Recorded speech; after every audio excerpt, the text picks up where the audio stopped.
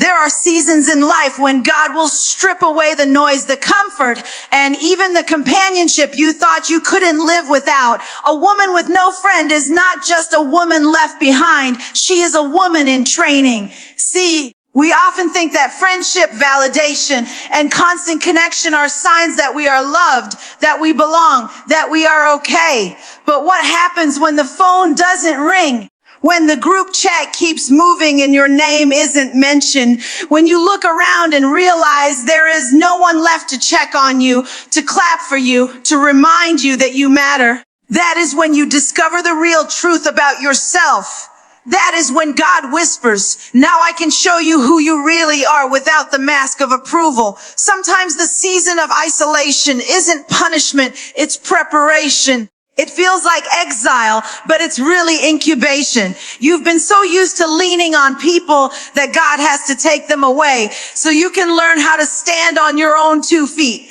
And let me tell you, it doesn't feel good. It doesn't feel holy. It doesn't feel like development. It feels like abandonment. You cry, you ask questions, you replay every conversation in your head wondering if you pushed people away, if you weren't enough. If maybe you just don't deserve companionship, but in the silence of those thoughts, God is building something deeper than what a friend could ever give you. He's building identity. Because let's be honest, some of us only know who we are in relation to someone else. You're the funny one in the group, the strong one in the family, the reliable one in the friendship.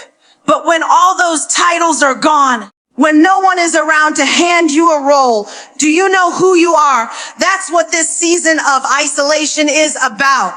It's not about taking away your comfort. It's about teaching you to find your name, your value, your voice without someone else echoing it back to you. I know it hurts. I know it feels unfair. I know you've looked at other women surrounded by circles of support and wondered, why not me? Why do I have to be the one walking through this alone? But here's the truth. Sometimes God trusts you with loneliness because he knows you won't waste it.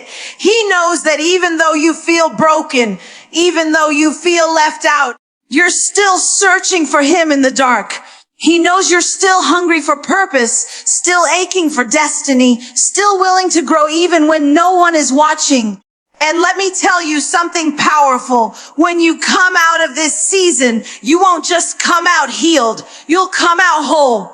Because you will have learned that your identity doesn't rise and fall with who texts you back, who shows up for you, or who claps for your progress. You will have learned that your worth is not in your circle, it's in your Creator. And when you finally learn to walk in that truth, no friendship lost, no betrayal, no rejection can ever break you again. There is something about being a woman with no friend that unlocks a resilience most people never touch. Because you had to wipe your own tears. You had to encourage yourself. You had to walk into rooms where nobody wanted you there, but you carried yourself anyway. And that kind of strength, it can't be taught in a crowd. It's only born in the silence of isolation. So maybe you are in that season right now, and it feels like the world has turned its back on you. Maybe you're scrolling through your phone, hoping someone notices your absence. Maybe you're showing up for everyone else, but no one seems to show up for you. Let me remind you, this season is not the end of your story. It is the beginning of your becoming. You may feel alone, but you are not abandoned. You may feel stripped, but you are not empty. You may feel unseen, but you are being shaped. And when the time comes, the same woman who walked with no friend will rise with no fear. There's a difference between being lonely and being in solitude. But when you're walking through it, those two things can feel the same. Loneliness is heavy. It presses on your chest in the middle of the night. It whispers lies to your mind. It convinces you that you are forgotten, overlooked, invisible. Loneliness screams, nobody cares. Nobody sees you. Nobody's coming. And if you're not careful, you'll start to believe that scream. You'll let it dictate your value, your choices, and even your relationship with God. But solitude carries a different sound. Solitude whispers, it doesn't scream. It's quieter, slower, steadier. It doesn't say you're abandoned. It says, You're being prepared. Solitude is the space where God silences the noise of the crowd so you can finally hear his voice clearly.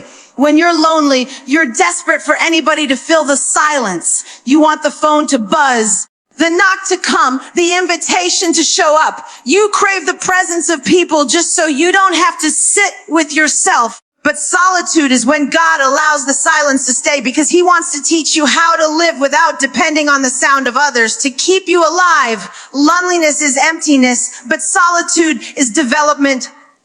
Loneliness drains you, but solitude grows you. And the difference is not always in the environment. It's in the perspective. Think about it. Jesus himself had moments where he pulled away from the crowd. He wasn't abandoned. He wasn't unloved. He wasn't forgotten, but he knew the power of solitude. He knew that clarity is born when the noise fades. And for some of us, God is trying to reframe our loneliness into solitude. He's trying to shift how you see this season. It's not that you don't have friends. It's that God is protecting you from distractions. It's not that no one wants you around. It's that God is setting you apart so you can learn who you are when no one else is around. There are some conversations with God you cannot have when the group chat is buzzing. There are some healing moments you cannot experience when you're surrounded by laughter. There are some discoveries about your own identity that you will never reach until you sit in silence and allow solitude to stretch you. Loneliness makes you chase people to fix the ache. Solitude teaches you to sit in the ache until it births wisdom, maturity, and strength. But here's the hard part. When you're in it, it doesn't feel like development. It feels like rejection. It feels like being the one nobody chooses. You start scrolling through social media, comparing your life to people who always seem surrounded by friends, surrounded by support, surrounded by love. And you're asking yourself, why not me? What's wrong with me? But the truth is there's nothing wrong with you. You're not behind. You're not unloved. You're not defective. You're in training. You're that solitude. And in that solitude, God starts teaching you how to clap for yourself, how to affirm yourself, how to know your worth without somebody else telling you.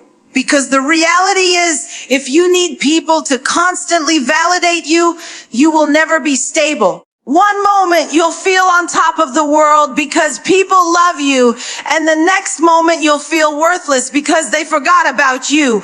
But when you learn to value solitude, you learn how to build a foundation that no amount of abandonment can shake. This is where you learn the difference between being fueled by people and being sustained by God. People can clap for you, but they can't keep you. They can celebrate you, but they can't heal you. They can walk with you, but they can't complete you. Only God can do that. And solitude creates the space where you stop searching for wholeness in temporary applause and start discovering wholeness in permanent presence. It's in solitude that you learn how to pray without an audience. It's in solitude that you discover your voice when no one else is around to echo it back. It's in solitude that you learn that silence is not always empty. It's full of God's preparation. And when you start to see it that way, you stop resenting the quiet and start respecting it, because you realize that while loneliness breaks you down, solitude builds you up. So maybe right now you feel the sting of loneliness. Maybe you're tired of the silence. Maybe you've convinced yourself that being without friends means you're unworthy. I need you to shift your perspective tonight.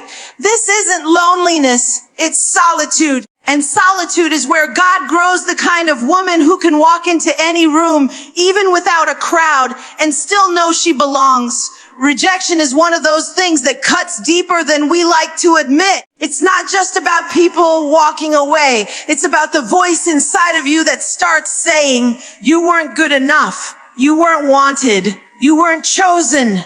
And for a woman with no friend, rejection feels like a constant echo. Every time someone leaves, every time you're not invited, every time you're overlooked, it feels like proof of that lie. But what if rejection isn't proof of your weakness? What if it's actually the soil where your strength is planted? What if the very thing that tried to break you was the thing God used to build you? See? Rejection doesn't just remove people from your life. It removes the illusion that you need them to survive. You thought you needed their approval to validate your calling, their presence to confirm your worth, their friendship to make you feel seen. But rejection has a way of stripping you of false dependencies and forcing you to discover what's really inside you.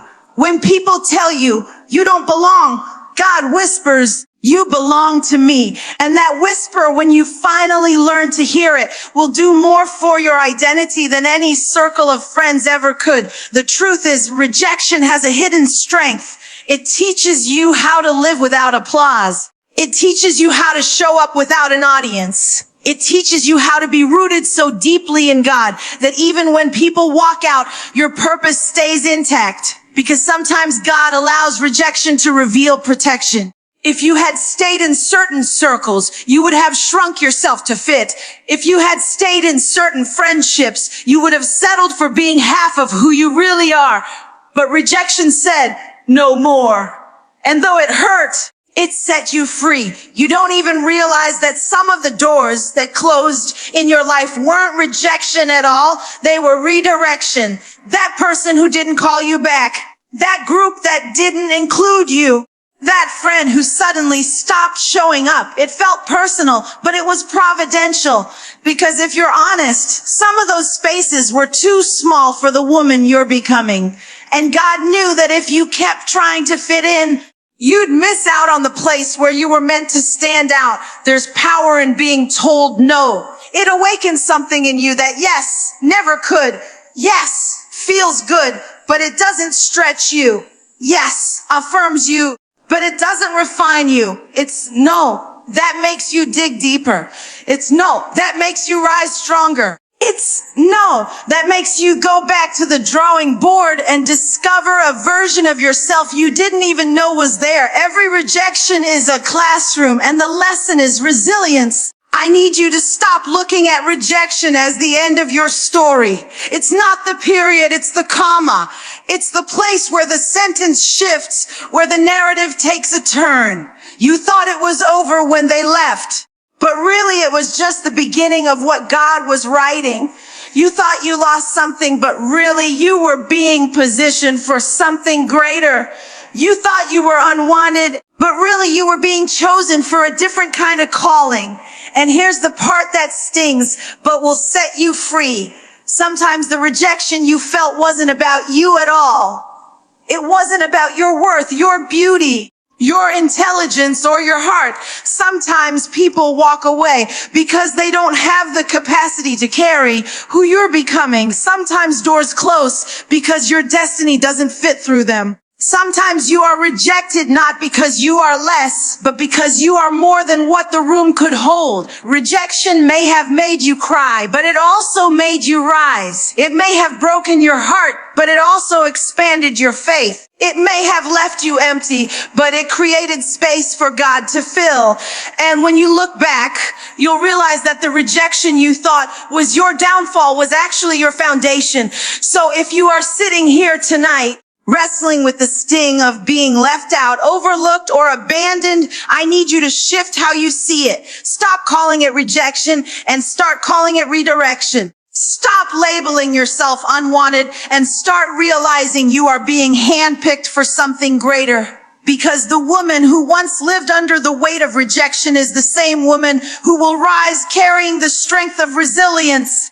There comes a point when a woman realizes that the people she thought would always be there may not stay, and the friends she thought she could lean on might not be strong enough to hold her weight. It is in that moment of emptiness, when she looks around and sees no hand to grab, no ear to listen, no heart to hold hers, that she discovers a deeper truth. Sometimes the absence of friends is the invitation to lean harder on God. We spend so much of our lives trying to find someone who understands us, who can handle the heaviness of our stories, who will stay even when we're not easy to love. But the reality is, people are limited. Even the most well-meaning friend can only meet you as far as their capacity stretches. Some of us have broken ourselves chasing after relationships that were never strong enough to hold the depth of who we are. And when those bonds break, It feels like betrayal, but often it's revelation. It's the reminder that the only one who can truly carry all of us, the messy, the fragile, the complicated, the unseen, is God. When you have no friend to call, you learn how to call on him differently. The prayers stop being formal. The conversations stop being polished. It's no longer about reciting words. It becomes about pouring your whole heart out because you know he's the only one listening. You cry until your chest is sore and yet you feel lighter, not because someone texted back, but because God met you in the silence. That's when you realize his presence doesn't compete with human presence. It completes it. There are things we try to pull out of people that they were never designed to give us. We want them to heal us, affirm us, remind us daily that we're worthy. But friends can't do that. Circles can't do that. Only God can fill the cracks that rejection leaves behind. Only God can whisper the truth of your identity until it drowns out the lies of abandonment. Only God can be closer than a friend and steadier than a crowd. And I know it feels unfair. You didn't ask to walk this road alone. You didn't ask to be the one left standing without a hand to hold. You didn't ask for this loneliness. But maybe it isn't loneliness. It's redirection. Maybe God knew that if people stayed, you would lean on them so much that you would never learn to lean on him. And so he allowed the room to empty, not to punish you, but to point you back to the one who never leaves, never forgets, never changes. That's the hard truth no one likes to admit. Sometimes the people we idolize as our anchors were really distractions. And when God removes them, we see him more clearly. We stop depending on, "Are you okay?" texts and start depending on his peace that surpasses understanding. We stop needing constant affirmation and start resting in the fact that he already called us chosen, beloved, redeemed. We stop trying to fill the ache with people and start realizing that his presence is enough. When you lean harder on God, you also discover something else. You stop fearing loss. You stop panicking when people leave, because you've already been held by the one who never does. You stop chasing circles that don't want you because you know you're already surrounded by grace. You stop begging for seats at tables that reject you because you know you're already invited to a kingdom that cannot be shaken. And when you live from that place, you love differently, you give differently, you show up differently. You don't demand perfection from people anymore because you know they're not your source. You can love them freely, release them when they walk away, and still keep standing because your weight doesn't rest on them. It rests on him. So maybe tonight you feel like you're carrying the world with no one to help. Maybe you feel like the silence is suffocating and the absence is more than you can bear. I need you to remember this. You are not friendless. You are not forgotten. You are not forsaken. You are simply being positioned to lean on the one who never fails. And when you do, you'll realize that even in the absence of everyone else, you have always had more than enough. There's a certain strength that comes when a woman realizes she has to be her own circle. It doesn't happen overnight. It's not a decision you wake up and make. It's something you're pushed into because the support you thought you'd have never showed up. The people you thought would clap when you won were silent. The ones you thought would hold you together when you broke didn't answer the phone. And in that silence, in that absence, you found yourself standing in front of a mirror, realizing you had two choices. You could collapse under the weight of being alone, or you could become your own anchor. A woman with no friend learns how to speak life into herself. She doesn't wait for someone else to remind her she's capable. She looks in the mirror and says it out loud. She doesn't sit around waiting for applause. She learns how to clap for her own growth, even when no one else notices the progress. She doesn't wait for someone to validate the dream inside of her. She nurtures it on her own until it grows strong enough that others can't ignore it. That's not arrogance. That's survival. That's strength birthed from necessity. Because when you've lived through seasons of silence, you learn how to become your own encourager. You learn how to wipe your own tears and still walk into a room with your head held high.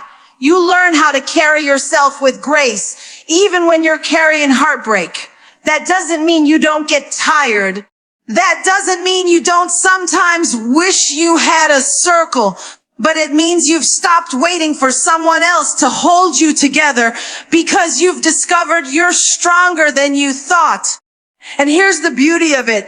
You don't just become your own circle. You become the kind of woman who creates space for others when they need it, because you know what it's like to be overlooked. You know what it's like to feel invisible. And instead of letting that harden you, it softens you. You start cheering for other women even louder because you know how it feels when nobody claps.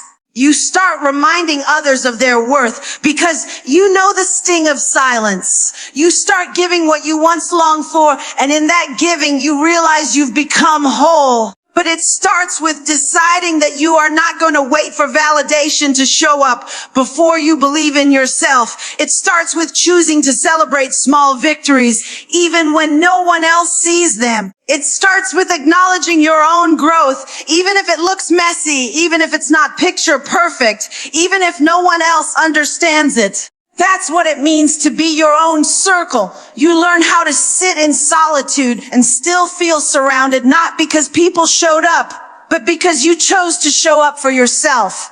There is power in a woman who claps for herself, because that clap is not about ego, it's about resilience. That clap says, I'm still here, even after everything tried to break me. That clap says, I didn't quit, even when quitting looked easier. That clap says, I may be walking alone, but I am still moving forward. And when you can clap for yourself in the absence of an audience, you prove to yourself that your destiny isn't dependent on the applause of others. It's rooted in the strength God already placed inside you. And let me tell you something. When you learn how to be your own circle, you stop chasing places that don't celebrate you. You stop begging for seats at tables that were never meant for you. You stop waiting for people to see your worth because you already know your worth. You stop shrinking yourself for friendships because you've realized you're not desperate. You're valuable. And once you walk in that truth, everything about how you move changes. Maybe you've been waiting for someone to notice you, to validate you, to pick you. But I came to tell you this. Stop waiting. Start affirming. Start standing tall. Start becoming the woman you need. Because the moment you do, you will realize that you were never truly alone. You just hadn't discovered the power of your own presence yet. There is something powerful about the way God works with isolation. When you are the woman with no friend, it feels like punishment at first. You look at empty chairs, unanswered calls, canceled plans, and it feels like life is singling you out for pain. But what if that season wasn't about rejection, but about positioning? What if being set apart wasn't about being unloved, but about being prepared? Because when you've walked through the silence, when you've cried through the nights, when you've begged for connection and found none, you come out different. You come out carrying something you didn't have before. You don't just walk out healed. You walk out with an assignment. A woman who has been isolated knows what it feels like to sit in her own pain with no audience. She knows how to carry her burdens without broadcasting them, how to pray without anyone else knowing what she's up against. How to keep moving even when every part of her wants to quit. And because she knows what that feels like, when she finally steps into the next season, her voice carries a weight it didn't before. People don't just hear her words, they feel her scars. They sense the resilience that only comes from surviving what should have broken her. Her testimony doesn't just tell a story. It pulls others into healing because they recognize their own reflection in her strength. The same isolation that made you cry is the same training ground that gives your purpose credibility. People are drawn to authenticity, and authenticity is born in pain. When you've had to walk alone, you don't sugarcoat what life feels like. You don't pretend everything is perfect. You don't put on masks to please the crowd. You stand in truth. And that truth becomes an assignment. It calls others out of their shame. It tells them, if I made it through without a friend, so can you. If I found God in the silence, so can you. If I rebuilt myself from nothing, so can you. And that's how assignment works. It's never just about you. God never wastes your suffering. The tears you cried in private become the oil you pour in public. The strength you found when no one showed up becomes the strength you extend to others. The story you thought was just about loneliness becomes a lifeline for someone else who feels the same. What was once your wilderness becomes someone else's map out. Don't get it twisted. This doesn't mean the journey stops hurting. It doesn't mean you'll never feel the sting of isolation again. But now you walk with perspective. Now you understand that the breaking had a purpose. Now you see that the season of no friend wasn't meant to leave you bitter, but to leave you prepared. Prepared to speak with authority. Prepared to love without fear. Prepared to carry a testimony that can shift atmospheres. When you're walking in assignment, you don't just enter rooms, you change them. People notice a presence about you, not because you're perfect, but because you're real. They see the woman who survived what others thought would take her out. They see the woman who walked through fire and came out refined. They see the woman who learned to stand when she had no circle to hold her. That kind of presence doesn't need validation. It commands it. And the beautiful part is this: the same woman who once longed for a friend becomes the woman who draws people in, not because she needs them to fill her emptiness, but because she overflows. She becomes the encourager she once searched for. She becomes the support she once craved. She becomes the light she once prayed someone would be for her. That's what assignment does. It takes pain and turns it into purpose. So maybe you've been asking God why you had to walk this season alone. Maybe you've been wondering why the silence feels so long, why the loneliness feels so heavy. I need you to know this: it's not wasted. None of it. Every tear, every rejection, every empty room, it is all building something in you that will not only carry you, but will also carry others.